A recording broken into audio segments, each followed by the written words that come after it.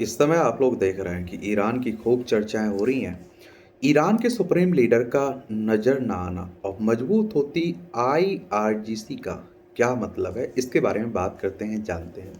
तो ईरान के नए सर्वोच्च नेता मुश्तबा खामनेई 8 मार्च को नियुक्ति के बाद से अब तक सामूहिक रूप से सामने नहीं आए, और जिससे उनकी सेहत और अधिकार को लेकर अटकलों का बाजार गर्म है। अधिकारियों ने इस खालीपन को लिखित बयानों, एआई से बनाई गई तस्वीरों और प्रतीकात्मक इशारों के जरिए भरने की कोशिश की है, ताकि यह दिखाया जा सके कि नेतृत्व की निरंतरता बनी हुई है।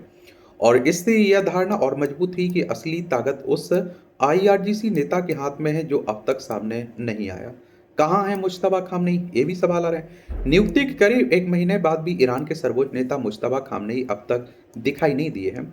56 साल के इस धार्मिक नेता ने 8 मार्च को नेता बनाए जाने के बाद ना तो कोई भाषण दिया, ना कैमरे पर आए, और ना ही उनकी कोई ऐसी ताजा तस्वीर आई और जिसकी पुष्टि हो सके। उनकी लगातार गैर हाजिरी ने सुरक्षा और धार्मिक तंत्र के लिए उनकी सत्ता को मजबूत करने की कोशिशों को मुश्किल बना दिया।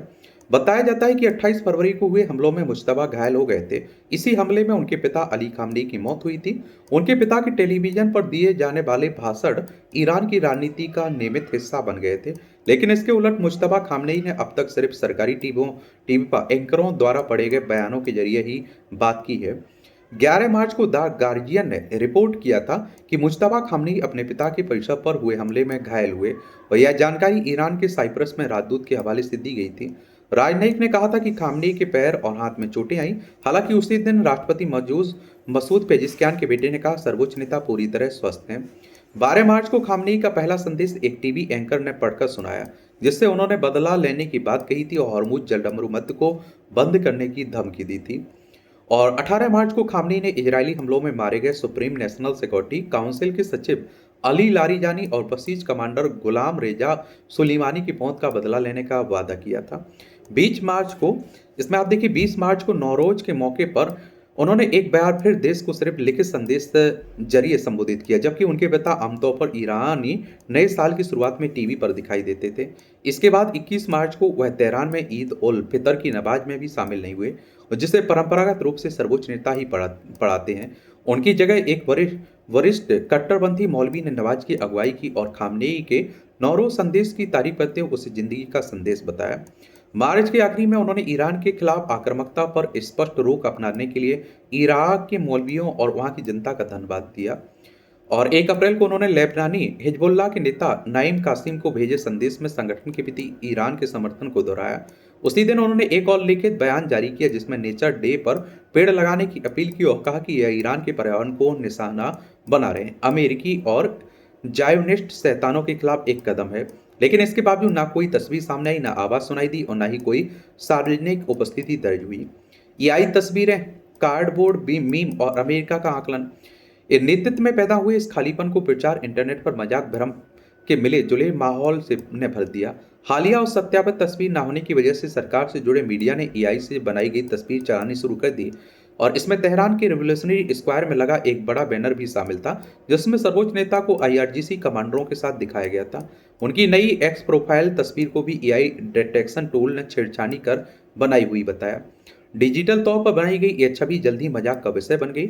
एक वायरल वीडियो में कथित तौर पर समर्थकों को नए नेता के एक कार्डबोर्ड कटआउट को से पर्दा हटाते देखा गया है, जो दरअसल एआई से बनाई गई नकली वीडियो थी और मोटे तौर पर धार्मिक शहर कॉम में पहले शूट किए गए असली वीडियो पर आधारित थी। फैक्ट चेक करने वालों ने बताया कि असली वीडियो में कार्डबोर्ड मूर्ति नहीं, बल्कि एक फोटो फ्रेम था, और एआई वर्जन में अरबी लिखावट में टेढ़ी मेढ़ी थी। लेकिन इसके बावजूद कार्डबोर्ड आयतुल्ला वाला मीम चल पड़ा, और विरोध करने वाले लोगों के साथ साथ आम यूजर्स ने भी इसे बड़े पैमाने पर फैलाया।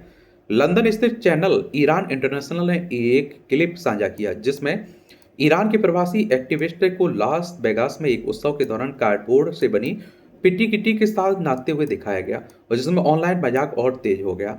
अमेरिकी अधिकारियों ने भी अपने आकलन सामने रखे, और अमेरिका युद्ध सचिव पीट हेग्सेथ ने कहा कि खामनेई इस हमले में संभवतः घायल हुए और शायद उनका चेहरा बिगड़ गया है। डोनाल्ड ट्रंप ने कहा कि मुश्तबा या तो मर चुके हैं या फिर बहुत बुरी हालत में हैं, क्योंकि किसी ने उनकी कोई बात नहीं सुनी। ईरानी अधिकारियों की तरफ से अलग अलग कारण बताए गए। जेनेवा में संयुक्त राष्ट्र में ईरान के राजदूत ने कहा खामनेई की गैर हाजिरी सुरक्षा कारणों से है। विदेश मंत्री अब्बास अरागची ने जोर देकर कहा कि वह पूरी तरह स्वस्थ हैं, सभी कामकाज संभाल रहे हैं, लेकिन इन दावों के समर्थन में ना कोई ऑडियो सामने आया, ना ही कोई वीडियो। संयुक्त राष्ट्र की बात करें तो यूनाइटेड नेशंस की बात हो रही है। 24 अक्टूबर 1945 में स्थापना हुई थी। सिंहासन के पीछे की ताकत खामनेई चोट से उबर रहे हैं, किसी हत्या के खतरे से बच रहे हैं या किसी और वजह से सामने नहीं आ पा रहे हैं। कारण चाहे जो भी हो, लेकिन उनकी यह आदर्शता राजनीतिक बदलाव की दिशा तय कर रही है। विश्लेषकों का कहना है कि इससे यह भावना मजबूत हो रही है कि कथित तौर पर उनकी नियुक्ति का समर्थन करने वाले आईआरजीसी युद्ध के दौरान असली सत्ता केंद्र की तरफ काम कर रही है। ऐसे समय में जब नए सर्वोच्च नेता से उम्मीद की जाती है कि वह स्थानिक रूप से सामने आकर बैठकों का नेतृत्व करे और प्रतीकात्मक रस्मों के माध्यम से अपना अधिकार दिखाए, उनकी गैर मौजूदगी सत्ता के उत्तराधिकारी की वैधता को कमजोर कर सकती है और व्यवस्था को स्थिर रखना मुश्किल बना सकती है।